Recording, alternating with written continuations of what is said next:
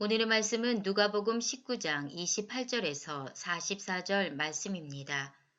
예수께서 이 말씀을 하시고 예루살렘을 향하여 앞서서 가시더라. 감람원이라 불리는 산 쪽에 있는 벳바게와 베다니에 가까이 가셨을 때에 제자 중 둘을 보내시며 이르시되 너희는 맞은편 마을로 가라.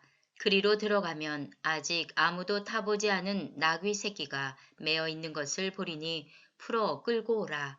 만일 누가 너희에게 어찌하여 푸느냐 묻거든 말하기를 주가 쓰시겠다 하라 하심에 보내심을 받은 자들이 가서 그 말씀하신 대로 만난지라. 나귀 새끼를 풀 때에 그 임자들이 이르되 어찌하여 나귀 새끼를 푸느냐 대답하되 주께서 쓰시겠다 하고 그것을 예수께로 끌고 와서 자기들의 겉옷을 나귀 새끼 위에 걸쳐놓고 예수를 태우니 가실 때에 그들이 자기의 겉옷을 길에 펴더라. 이미 감람산 내리막길에 가까이 오심에 제자의 온 무리가 자기들이 본 바 모든 능한 일로 인하여 기뻐하며 큰 소리로 하나님을 찬양하여 이르되 찬송하리로다. 주의 이름으로 오시는 왕이여 하늘에는 평화요 가장 높은 곳에는 영광이로다 하니 무리 중 어떤 바리새인들이 말하되 선생이여 당신의 제자들을 책망하소서 하거늘 대답하여 이르시되 내가 너희에게 말하노니 만일 이 사람들이 침묵하면 돌들이 소리 지르리라 하시니라. 가까이 오사 성을 보시고 우시며 이르시되 너도 오늘 평화에 관한 일을 알았더라면 좋을 뻔하였거니와 지금 내 눈에 숨겨졌도다. 날이 이를지라 내 원수들이 토둔을 쌓고 너를 둘러 사면으로 가두고 또 너와 및 그 가운데 있는 내 자식들을 땅에 메어치며 돌 하나도 돌 위에 남기지 아니하리니 이는 내가 보살핌 받는 날을 알지 못함을 인함이니라 하시니라. 아멘. 사랑하는 우리 대전명숙교 성도님들, 언제나 우리는 예수님이 우리의 왕 되심을 인정하는 그런 삶을 살아갈 수 있게 되기를 간절히 소원합니다. 종료주일입니다. 예수님께서 이제 마지막 예수님의 사명, 이 땅에 오신 그 사명을 감당하시기 위해서 예루살렘 성으로 입성하시는 모습을 오늘 보게 됩니다. 예수님이 예루살렘 성으로 올라가신다. 이것이 많은 사람들과 또 예수님의 제자들 그리고 예수님 각각이 다 다른 목적과 이유를 가지고 예수님이 예루살렘 성으로 올라가시는 것을 이해하고 해석하는 모습을 보게 됩니다. 무리들과 제자들은 예수님이 예루살렘 성에 왜 올라가신다고 생각했습니까?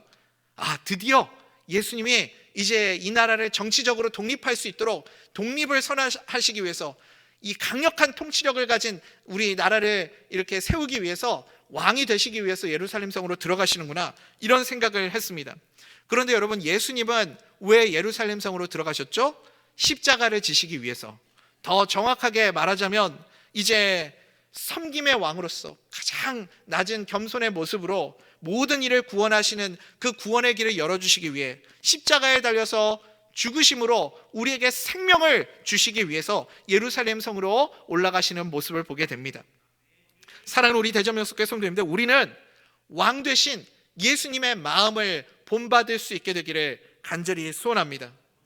예수님의 마음, 예수님을 닮아서 우리도 겸손의 왕이 되신 예수님처럼 그렇게 주님을 따라갈 수 있는 주의 자녀들이 되어야 되겠죠. 오늘 우리가 전반부 누가복음 19장 전반부를 읽지는 않았지만 예수님이 겸손과 섬김의 왕으로서 이 예루살렘 성으로 들어가시는 진정한 의미가 무엇인가를 비유를 통해서 제자들에게 설명해 주시는 그 내용을 보게 됩니다. 어떤 비유인가? 문화 비유라는 그 돈에 제자들에게 종들에게 돈을 맡겨주시는 그 비유를 통해서 설명을 해주시는 거죠. 이게 우리가 잘 알고 있는 달란트 비유와 굉장히 흡사합니다. 달란트 비유는 그래서 많은 목사님들이 설교도 많이 하셨죠. 그런데 이 문화 비유는 내용이 상당히 비슷한데 차이점을 명확하게 그렇게 보기가 쉽지가 않아서 설교 시간에 많이 다루어지지 않은 것 같습니다. 이 문화 비유의 핵심은 다른 것이 아닙니다. 정확하게 말하면 예수님이 왕 되심을 인정하는 삶을 살라. 문화 비유의 핵심은 이거예요. 예수님이 왕 되심을 인정하는 삶을 살라. 그러니까 여러분, 이제 예수님께서 예루살렘 성에 입성하시고 조금 있으면 일주일 뒤면 어떤 일이 벌어집니까? 그렇게 백성들이 예수님을 환호하고 막 옷을 밑에다가 깔고 그리고 종려가 나뭇가지를 흔들면서 예수님이 예루살렘 성에 들어오실 때 호산나 다윗의 자손으로 오시는 이요 그러면서 막 예수님을 환호하고 환영했던 그 무리들이 일순 돌변해가지고 예수를 십자가에 못 박으라, 예수를 십자가에 못 박으라, 바라바를 내어주고 예수를 십자가에 못 박으라, 그렇게 분노에 찬 목소리로 예수님을 십자가에 못 박으라고 소리치지 않습니까? 그들이 예수님을 십자가에서 못 박아 죽이려고 하는 그 이유가 무엇입니까? 실망했다는 거죠. 예루살렘 성으로 입성하실 때 왕으로 우리들을 이 로마의 식민지배에서 벗어나게 해주고 독립해 해주고 그리고 예전에 다윗의 시대만큼 솔로몬의 시대만큼 부강하고 그렇게 강력한 왕권을 가진 아주 부요한 나라를 만들어줄 그런 왕을 기대했는데 예수님이 나귀 새끼를 타고 겸손의 모습으로 낮아지심의 모습으로 우리에게 그 생명을 주시기 위해서 마지막 방울방울 피 흘려 모든 물과 피를 흘리시고 십자가에 달려서 죽으시면서 그렇게 구원의 길을 열어주시는 그 모습이 백성들에게는 너무 실망스러웠고 그들이 기대했던 왕의 모습이 아니었기 때문에 예수님을 인정하지 못하고 왕으로 받아들이지 못하는 그런 모습을 보게 됩니다.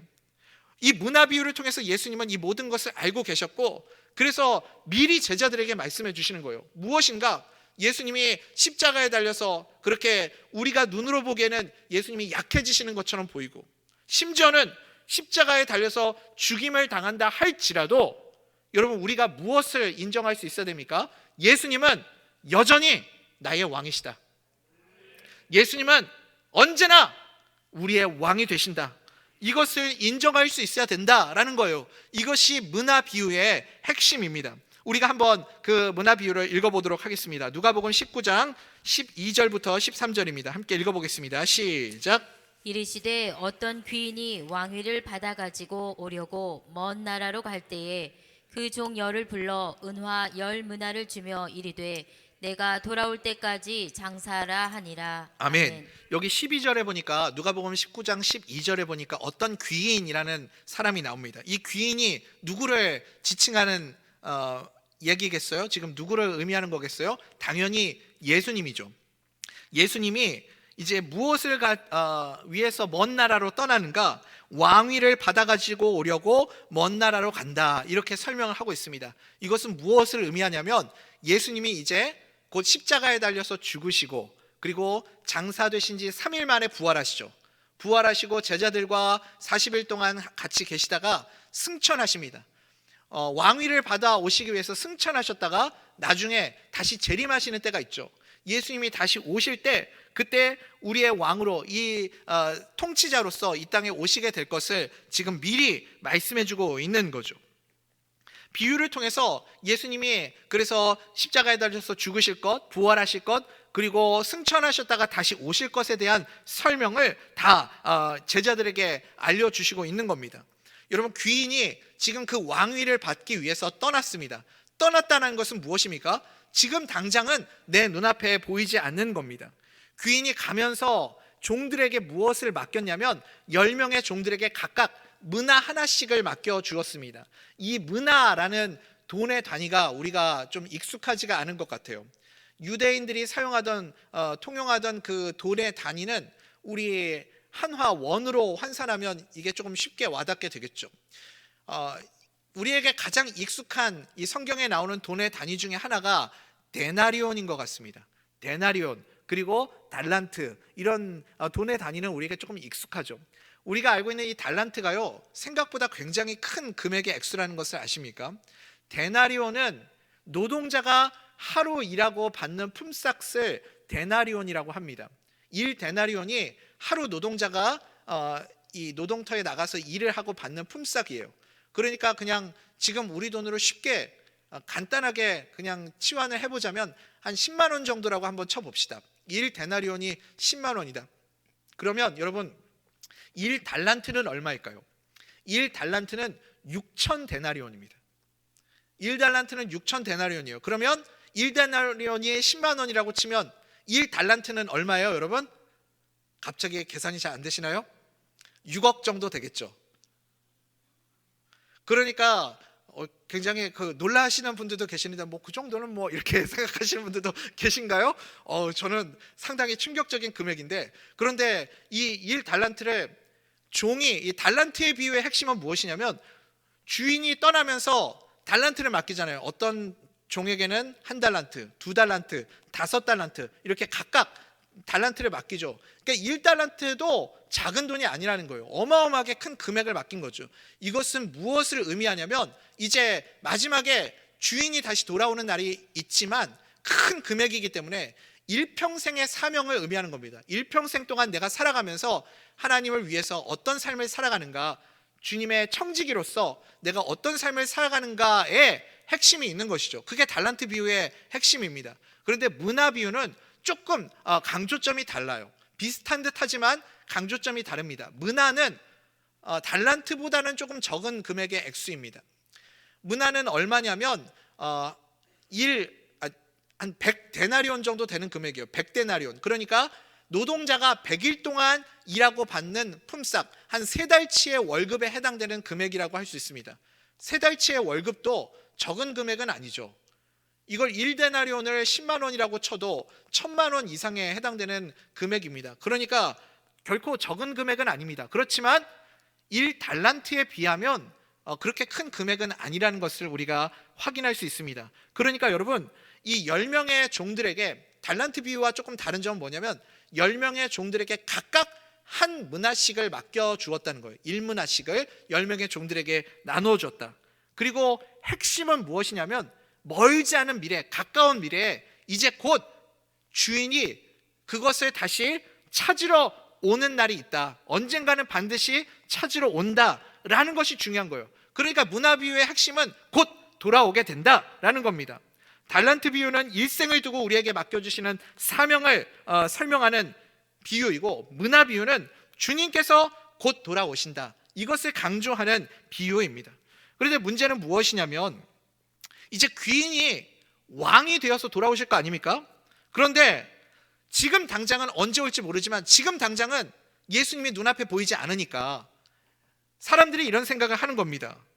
아니, 달란트를 맡긴 것도 아니고 문화를 맡겼는데 이 정도 맡길 수 있는 사람이 왕이 되어서 올 건데, 아니 우리를 기억하겠어? 이게 우리한테는 큰 돈이지만 그 왕이 되어서 돌아오면서 아유 째째하게 우리한테 결산하러 받으러 오겠어? 그리고 아니 올지 안 올지 어떻게 알아? 올지 안 올지 장담도 못 하잖아. 이런 생각 가지는 사람들이 있었겠죠. 더 나아가서는 예수님이라는 분, 저 예수라는 자가 십자가에 달려서 죽었다며, 못 박혀서 죽었다며, 저 사람 실패자 아닌가? 어떻게 저런 사람이 우리의 왕이 될 수 있어? 저런 사람을 우리가 왕으로 인정할 수 있어? 이렇게 생각하는 사람들이 있었다는 겁니다. 여러분, 제가 이 문화 비유를 시간 관계상 자세하게 우리가 함께 나누지 못했지만 우리가 복잡하게 생각할 것 없습니다. 눈에 보이지 않아도 예수님의 왕권을 인정해야 한다. 눈에 지금 당장 예수님이 없을지라도 우리는 예수님을 우리의 왕으로 받아들일 수 있는 믿음의 사람들 될 수 있기를 간절히 소원합니다. 이게 문화 비유의 강조점입니다. 예수님이 심지어 십자가에 달려서 죽으실지라도, 거기서 피 흘려서 생명이 끊어지시고 마침내는 이 무덤 속에 안치되는 그런 순간이 찾아온다 할지라도 우리는 끝까지 이것을 잊지 말아야 됩니다. 무엇을요? 예수님은 여전히 우리의 왕이 되십니다. 이 땅을 구원하기 위해서 나귀를 타고 예루살렘 성으로 오신 그 예수님, 우리의 진정한 왕은 예수님 한 분뿐임을 믿으시기 바랍니다. 우리 대전명 숙회 성도님들은 예수님이 나의 왕이심을 믿으십니까? 정말 예수님이 나의 인생의 왕이심을 믿으십니까? 오늘 나 스스로가 내가 예수님 앞에서 이 질문에 대한 답을 정직하고 진실하게 고백할 수 있기를 간절히 소원합니다. 우리 누가복음 19장 14절 말씀 같이 한번 읽어볼까요? 시작. 그런데 그 백성이 그를 미워하여 사자를 뒤로 보내어 이르되 우리는 이 사람이 우리의 왕됨을 원하지 아니하나이다 하였더라. 아멘. 그러니까 10명의 종들에게 각각 한 문화씩을 맡겨주었는데 어떤 종은 맡겨준 그 문화를 가지고 충성되게 열심히 최선을 다하는 삶을 살았겠죠. 내가 만약에 왕이라면, 내가 나의 주인이 이 문화를 가지고 어떤 일을 했다면 어떻게 했을까? 나의 주인은 이 문화를 가지고 어떤 일을 했을까? 고민하면서 그렇게 최선을 다해서 열심히 있는 그런 삶을 살아갔겠죠. 반대로 어떤 사람들은 이게 내 돈이야? 이게 내 돈도 아닌데 내가 이것 때문에 나의 일도 못하고 내 생활도 못하고 살아가야 돼? 지금 내가 내 코가 석자고 나 먹고 살기도 바쁘고 내 인생도 지금 이렇게 허덕허덕 거리면서 사는데 내가 이거 가지고 뭘 하라는 거야? 라고 생각하고 맡겨둔 문화는 뒤로 제쳐놓고 자기의 인생을 살아가는 사람들도 있었겠죠. 오늘 예수님이 왕이 되심을 인정하지 못하고 살아갔던 많은 사람들, 예수님의 왕이심을 인정하고 살았던 사람들과 전혀 눈에 보이지 않는다고 그 왕을 인식하지 않고 의식하지 않고 살아갔던 두 부류의 인생들을 문화 비유를 통해서 보게 됩니다. 뒤에 이어지는 내용은 달란트 비유하고 상당히 비슷한 결론이 이렇게 쓰여져 기록되어 있습니다. 10명의 종들에게 각각 한 문화씩을 맡겼는데 어떤 종은요 한 문화를 가지고 10개의 문화, 한 문화로 10문화를 남긴 그런 종이 있었습니다. 그 종에게 주인이 예수님이 뭐라고 칭찬을 합니까? 잘하였다, 착하고 충성된 종아, 네가 지극히 작은 것에 충성하였다 하면서 뭐라고 복을 주시냐면 10고을의 권세를 너에게 주겠다. 예수님께서 더 큰 권한을 부여해 주시는 것을 보게 됩니다. 그런데 어떤 종은요 보이지 않잖아요. 예수님이 안 보이니까, 주인이 보이지 않으니까 그냥 내 인생을 산 거예요. 왕이 맡겨둔 그 문화를 수건에다가 이렇게 뚫뚫 싸서 감춰놓고 그 다음에 자기의 인생을 사는 겁니다.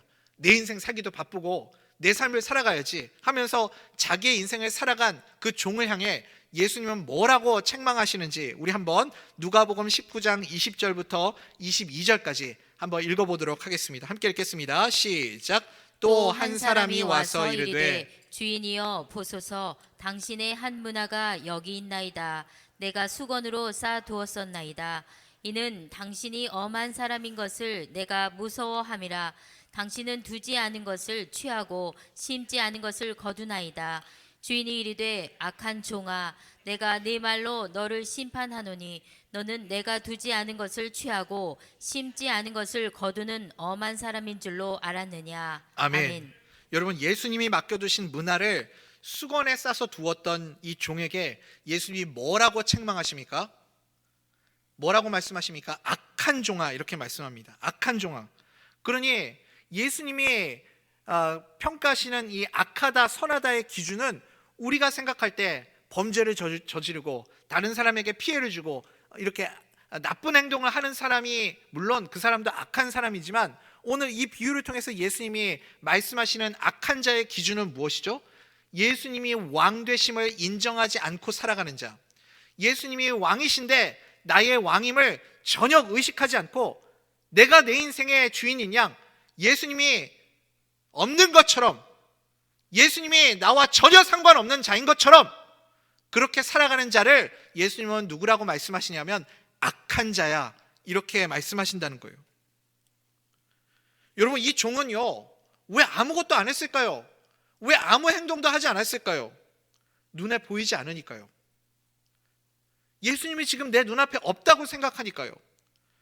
그러니까 나의 인생이 예수님이 없다고 생각하니까 내 마음대로 그렇게 살아갈 수 있다고 생각했던 겁니다. 나에게 맡겨주신 사명과 책임, 내가 예수님으로 살아가는 인생이 아니라 나는 내 인생은 내가 주인이지 라고 생각하고 살아가는 모습, 그것이 예수님 눈에는 악한 자입니다. 사랑하는 우리 대전명석회 성도님들, 제가 다시 여러분들께 여쭤보겠습니다. 예수님이 나의 왕이심을 여러분 인정하십니까? 예수님이 나의 왕이라고 말하면서 우리는 어떤 인생을 살아가고 있습니까? 아무도 없을 때, 나 혼자 있을 때 나는 컴퓨터 앞에 앉아서 어떤 기사와 어떤 영상들과 어떤 내용들을 여러분 살펴보고 계십니까? 주님이 정말 내 인생의 왕이심을 인정한다면 여러분 아무도 없는 곳에서 여러분은 어떤 모습으로 예수님 앞에 서 계십니까? 다른 사람들과 대화하시면서 아무도 듣지 않는다고 생각할 때 여러분들은 그 대화 속에서 어떤 이야기들을 나누고 계십니까? 예수님이 그 이야기들을 듣고 있다고 생각하시면서 대화하십니까? 아니면 예수님이 없는 자처럼, 나와 예수님은 전혀 상관없는 자처럼 그곳에서 대화하고 다른 사람들을 모함하고 깎아내리고 비난하고 비판하고 다른 사람들에 대해서 그렇게 평가하며 이야기를 나누고 계십니까? 우리가 정말 예수님을 나의 왕으로 인정한다면 예수님 없는 자처럼 그렇게 살아가면 안 되겠죠. 여러분 안에 예수 그리스도께서 정말 살아계심을 믿으십니까? 아멘이 작아졌잖아요 벌써. 여러분 안에 예수님이 지금도 살아계십니다. 믿으십니까? 주님이 나와 함께 계십니다. 우리는 믿음으로 고백했잖아요. 주님, 나는 이제 죽고 예수로 사는 인생이 되었습니다. 그러면 주님은 언제나 나와 함께 계시는 거죠. 내가 하는 이야기, 나의 생각, 내가 보는 것, 내가 듣는 것, 내가 말하는 것, 주님이 언제나 함께 계시면서 그 모든 것을 보고 계십니다. 우리는 예수님이 나의 왕 되심을 인정하는 자는 무엇이냐면, 내가 보는 것을 주님과 함께 보고 있고, 내가 대화하고 듣고 있는 그 모든 것을 주님이 함께 듣고 계신다라는 것을 인정하고 믿을 수 있는 사람입니다. 그것이 예수님이 나의 왕이심을 인정하는 삶이라는 거예요. 내 눈앞에 왕이 보이지 않는다고 생각하니까 나에게 맡겨주신 사명과 책임을 위해서 살아가지 않아도 된다고 생각하는 것 아니겠습니까? 다시 말하면요, 눈에 보이지 않는 왕보다 내가 내 인생의 왕이고 주인이라고 생각했기 때문에 여기 이 악하고 게으른 종은요, 그래서 자기의 삶을 위해서 맡겨둔 사명 제쳐놓고 나의 삶을 위해서 살아갔던 인생입니다. 나의 유흥, 나의 즐거움, 나의 시간, 나에게 소중한 것, 그리고 나에게 필요한 일들, 그것들을 위해서 살아가는 인생이었죠. 예수 없는 인생. 세상 사람들과 우리는 뭐가 다릅니까? 우리 성도님들은 세상 사람들이 살아가는 동기부여와 어떤 차이를 가지고 살아가고 계십니까? 잘 먹고 잘 살아야 되는데, 잘 먹고 잘 사는 이유가 등 따숩고 배부르고 건강하고 평안하고 안락하고 안전한 삶을 위해서 여러분 최선을 다하고 열심을 다하고 노력하며 성실하게 그렇게 살아가십니까? 그러면 세상 사람들과 뭐가 기준이 다르죠? 우리는 어떤 다른 기준을 가지고 살아가고 있습니까? 예수님을 우리의 왕임을 인정하고 예수님을 우리의 눈앞에 두고 살아가는 믿음의 사람들 다 될 수 있기를 간절히 소원합니다. 그게 바른 신앙이라는 거예요. 그게 문화 비유의 핵심입니다. 우리의 삶 속에서도 예수님이 왕 되시고 예수님을 우리의 눈앞에 두고 살아가는 그런 우리 신실한 성도님들 다 될 수 있기를 간절히 소원합니다. 오늘 본문으로 우리 다시 한번 돌아가 보겠습니다. 우리의 왕 되신 예수님이 예루살렘 성에 들어오실 때 어떤 모습으로 들어오고 계십니까? 나귀를 타고 예루살렘 성 안으로 지금 들어가고 계십니다. 나귀 새끼를 타고 예수님이 예루살렘 성에 입성하십니다. 이 모습은 무엇이냐면 예수님이 우리에게 겸손의 왕으로 섬김의 본으로 예루살렘 성으로 들어가시는 그 모습을 친히 보여주시는 거죠. 우리가 예수님을 정말 나의 왕으로 인정하고 믿는다면 우리도 나의 삶의 현장 가운데서 나에게 맡겨주신 나귀를 타는 모습이 있어야 됩니다.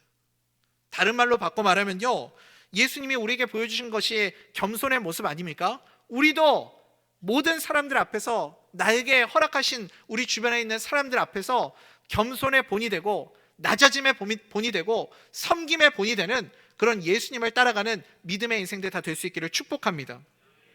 예수님이 우리에게 보여주신 겸손의 본은 다른 말로 바꾸면 설득력입니다. 설득력이요. 예수님의 겸손은 그래서 설득력이 있습니다. 우리를 지금도 예수님을 닮아가게 하시는 그 마음이 무엇이냐면, 군림하시고 누르고 힘으로 우리를 억누르는 것이 아니고 억지로 우리를 밀어내는 것이 아니라 그 겸손의 본으로, 그리고 섬김의 본을 통해서 우리가 예수님에게 그 모습을 본받고 감동받고 예수님을 따라가고자 하는 그런 설득력을 우리에게 허락해 보여주시는 것 아닙니까? 그러니까요, 진정한 겸손은 설득력이 있습니다. 예수님은 힘으로 군림하지 않으셨습니다. 우리도 쉽게 일할 수 있고 쉽게 하나됨을 만들 수 있고 쉽게 그렇게 사람들 앞에서 보여지는 모습을 드러낼 수 있습니다. 윽박지르고 힘으로 누르고 권위를 내세우는 것은 여러분, 그것은 겸손의 모습과는 거리가 너무 멉니다. 그렇게 하면 질서가 있는 것처럼 보이지만 거기에 뭐가 빠졌어요? 거기에는 아무 설득력이 없습니다. 설득력이 없는 힘은 아무런 하나님의 역사가 나타나지 않습니다. 우리의 모든 섬김과 사역, 헌신하는 일들 가운데 여러분 꼭 기억하십시오. 나도 예수님처럼 나귀 새끼를 타는 그런 겸손의 모습이 있기를 축복합니다. 설득력이 있는 그런 모습이 우리 가운데 있기를 간절히 소원합니다. 그래야 성령 하나님의 역사가 우리 가운데 나타나는 것을 우리 모두가 경험할 수 있고 성령의 열매들이 맺히는 것을 보게 될 줄 믿습니다. 예수님의 겸손은 또 다른 모습으로 우리에게 보여주고 있습니다. 바로 눈물을 흘리며 사랑하는 모습이죠. 우리도 예수님의 눈물을 배우기 원합니다. 누가복음 19장 41절입니다. 함께 읽겠습니다. 시작. 가까이 오사 성을 보시고 우시며. 아멘. 아멘. 그러니까 우리가 정말 예수님을 우리의 왕으로 인정한다면 우리에게도 예수님의 눈물이 있어야 됩니다. 사도 바울은 굉장히 강한 사람처럼 보였지만 사도 바울의 어떤 사역과 리더십의 특징은 무엇이냐면 사도 바울은 언제나 눈물이 있는 사람이었습니다. 눈물이 있었기 때문에 설득력이 있는 사람이었던 거죠. 에베소 교회 장로들을 만나면서 사도 바울이 뭐라고 그들을 권면하고 또 축복하고 있습니까? 우리 사도행전 20장 17절부터 19절까지 말씀 한번 읽어볼까요? 시작. 바울이 밀레도에서 사람을 에베소로 보내어 교회 장로들을 청하니 오매 그들에게 말하되 아시아에 들어온 첫날부터 지금까지 내가 항상 여러분 가운데서 어떻게 행하였는지를 여러분도 아는 바니 곧 모든 겸손과 눈물이며 유대인의 관계로 말미암아 당한 시험을 참고 주를 섬긴 것과. 아멘. 그러니까 사도 바울은요 모든 겸손과 눈물로 그렇게 섬기고 헌신하고 장로들을 훈계했기 때문에 그러니까 거기에 설득력이 있었던 겁니다. 여러분, 우리의 사역에도 이 예수님의 눈물이 꼭 필요합니다. 예수님의 마음을 우리가 본받을 수 있기를 간절히 축복합니다. 예수님의 눈물이 있어야 우리가 예수님처럼 그렇게 섬기고 사역할 수 있다는 거죠. 예수님이 언제나 우리의 삶의 기준이 되어서 예수님처럼 우리에게 맡겨주신 나귀를 타는 모습, 예수님처럼 눈물을 흘릴 수 있는 그런 설득력 있는 겸손의 사람들 다 될 수 있기를 축복합니다. 제가 미국에 유학 가가지고 이런저런 시행착오를 겪으면서 적응하는 기간 가운데 참 바보 같은 일들을 많이 했어요. 지금 다시 미국에 가서 처음 그때로 돌아간다면 그런 실수들을 안 할 텐데 참 여러 가지 바보 같은 실수들을 많이 했던 기억이 납니다. 그 중에 한 가지 에피소드를 하나 소개하자면 이제 유학을 가서 학교를 다니니까 공부를 하니까 레포트 페이퍼를 써서 제출을 해야 되지 않습니까? 한글로 페이퍼를 쓰라고 하면 얼마든지 쓸 수 있겠는데 남의 나라 말로 영어로 페이퍼를 쓰라고 하니까 이거 타자를 치는 것도 익숙하지가 않은 거예요. A는 어디에 있는지 B는 어디에 있는지 이거 단어 하나하나를 치는데 손이 움직이질 않아가지고 너무너무 힘든 거죠. 한 페이지를 이렇게 페이퍼를 쓰는데 하루 종일 걸릴 때도 있었습니다. 그렇게 힘들게 그 정해진 시간에 맞춰가지고 페이퍼를 써서 겨우겨우 이제 준비해가지고 출력만 하면 되는데 아니 프린터 기에다가 출력을 하면 이상하게 계속 맨 밑에 아래쪽에 한 2줄, 3줄 정도가 잘려서 나오는 거예요. 아니 이게 왜 이러지? 왜 글자가 자꾸 잘려서 나오지? 내가 설정을 잘못했나? 여백을 잘못 맞춰놨나? 해가지고 계속 여백을 바꿔보고 이렇게 설정을 바꿔보고 저렇게 설정을 바꿔보고 그래서 출력을 해도 계속 아래쪽에 한 2줄, 3줄씩이 이렇게 잘려서 나오는 겁니다. 도대체 이게 왜 이러는 걸까? 지금 페이퍼 제출 시간은 다가오는데 막 발을 동동거리면서 도대체 뭐가 문제일까 막 고민을 하는데 해결되지는 않는 거예요. 나중에 시간이 한참 지나고 깨달았습니다. 저는요 이 프린터 출력하는 출력 용지 있잖아요. 우리가 사용하는 출력 용지, 이 세상에 존재하는 출력 용지는 다 A4 용지인 줄 알았어요. 다 A4 용지인 줄 알았는데 정말이에요. 그런데 미국은 다른 규격의 사이즈의 프린터 용지를 쓰더라고요. 레터라는 용지를 쓰더라고요. 근데 이 레터 용지는요 A4 용지보다 조금 짧아요. 그냥 육안으로 저같이 이렇게 무딘 사람은 육안으로 보면 거의 구별이 안 됩니다. 그런데 한 손가락 마디 1개 정도 짧은 그런 종이에요. 종이 자체가 짧아요. 그러니 제가 프린터 설정에 종이 설정을 A4 용지로 설정해 놓고 프린트를 하니까 계속 아래 두 줄이 잘려서 나오는 겁니다. 뭐가 잘못된 거죠? 기준이 잘못된 거죠. 기준이 틀렸기 때문에 계속해서 잘리게 나오는 거예요. 여러분, 그러니까 제가 드리고 싶은 말씀은 이거예요. 기준이 잘못되어 있으면 아무리 내가 열심히 준비하고 아무리 내가 완벽하게 만들어 두었다 할지라도 마지막 결과가 잘린 것처럼 나와버리지 않습니까? 여러분, 우리에게 기준이 중요합니다. 누가 기준이 돼야 됩니까? 우리의 왕 되신 예수님이 언제나 우리의 기준이 되기를 간절히 소원합니다. 하나님의 말씀이 우리의 기준이 되어야 됩니다. 성경 66권을 우리가 정경이라고 말하죠. 정경을 영어로 캐논이라고 합니다. 캐논이라는 그 단어의 원래 의미는 무엇이냐면 대나무로 만든 자입니다. 정경은 우리의 기준이고 대나무로 만든 자처럼 우리에게 명확한 중심을 주는, 기준을 주는 하나님의 말씀이라는 뜻입니다. 여러분, 사도 바울이요, 아직 사도 바울이 되기 전에 사울이었을 때 그에게 열심이 없었습니까? 그에게 열정이 없었습니까? 사울은 성실함이 없는 사람이었습니까? 아니요. 누구보다도 열정적인 사람이었고 누구보다도 성실한 사람이었습니다. 오죽하면요, 그가 어떤 열심을 가지고 열정을 가지고 있었냐면 예수 믿는 사람들을 다 잡아 죽이기 위해서 먼 길을 자처하고 마다하지 않고 다메섹까지 가가지고 그 사람들을 끌어내가지고 죽이려고 그렇게 먼 길을 떠나고 있었던 사람이 사울이었습니다. 그렇게 성실한 사람이 사울이라는 사람이었는데, 그런데 사울에게 뭐가 문제였죠? 뭐가 없었습니까?